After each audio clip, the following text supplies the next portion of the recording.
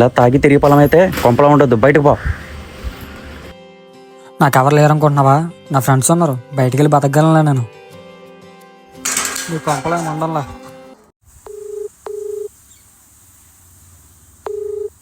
బావా, మా ఇంట్లో మా బాబు గంటేశాడు రా. 2 రోజులు మా ఇంట్లో ఉంటాను రా. వంటగా సరిగా లేదు మావా, నీకెలాగా? పెట్టేవే ఫోన్. హలో మామా, మా ఇంట్లో నన్ను గంటేశారా. హలో హలో, వినిపించట్లేదు మామా.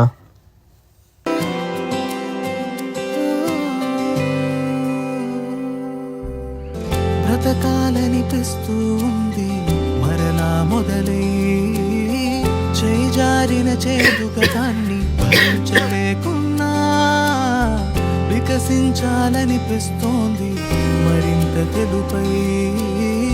అమవాసైనే నిన్నాళ్ళు ఎందుకిలా ఉన్నా, ఇది తెలిసే జరిగిందో తెలియని పాపం ముసిరిందో ఏమో, మనస్సాక్షిగా రగిలిపోతీనే. గతమా గతమా, గడిచిన గతమా, మనిషిగా నన్ను సవరించే సాయం చేయుమా. గతమా గతమా, గడిచిన గతమా, మంచికి నన్ను మరలించే మార్గం చూపుమా.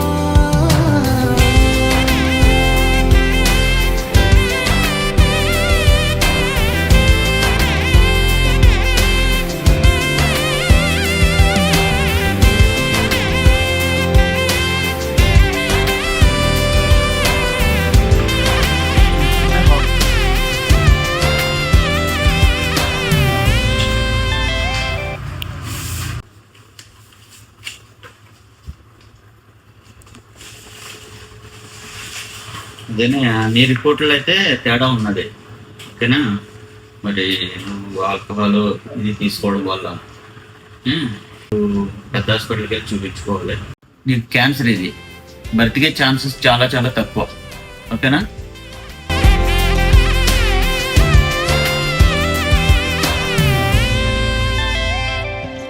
ఎవరెవరికో ఎదరగిలించి ఆ మంటల చలి కాచుకునే స్వార్థమన్నది అసుర నైజమే.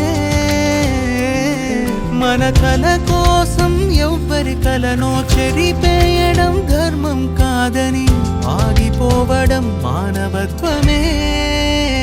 గతమా గతమా, గడిచిన గతమా, మనిషిగా నన్ను సవరించే సాయం చేయుమా.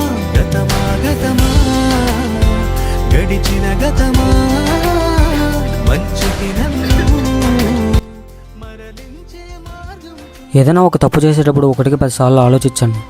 ఎందుకంటే దానివల్ల బాధపడేది మనం మాత్రమే కాదు, మన ఫ్యామిలీ మెంబర్స్, మన ఫ్రెండ్స్ అందరూ కూడా. ఇది నా కథ మాత్రమే కాదు, భారతదేశంలో ఎంతోమంది యువత కథ ఇలాగే చెదిరిపోతుంది. వీలైతే మీ ఫ్రెండ్స్ని ఆ మత్తు పదార్థాల నుంచి దూరంగా ఉంచడానికి ప్రయత్నించండి.